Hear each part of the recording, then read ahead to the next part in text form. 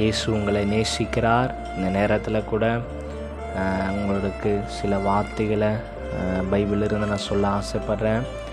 Price lord. இந்த நாளையில் கூட சங்கீதம் 34 அதிகாரம் 5 சொல்லுகிறது, அவர்கள் அவரை நோக்கி பார்த்து பிரகாசம் அடைந்தார்கள், அவர்கள் முகங்கள் வெட்கப்படுவதில்லைன்னு சொல்லிட்டு வேதத்தில் சொல்லப்பட்டிருக்கிறது.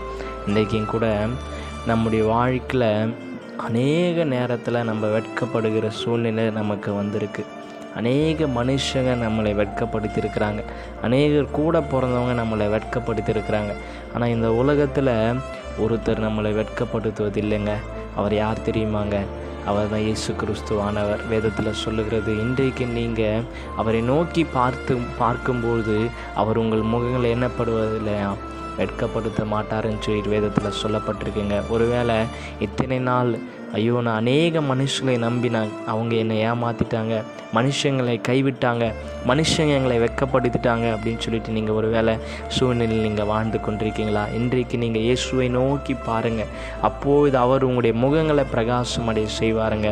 உங்களுடைய வாழ்க்கையில் என்ன தேவைகள் இருக்கோ, என்ன கஷ்டங்கள், எவ்வளோ தேவைகள், எவ்வளோ கஷ்டங்கள் இருந்தாலும் கூட ஆண்டவர் அது எல்லாவற்றையும் மாற்றி அந்த தேவைகளெல்லாம் இயேசு உங்களுக்கு சந்திப்பார். இயேசு தாமே உங்களை ஆசீர்வதிப்பாராக. Praise the Lord.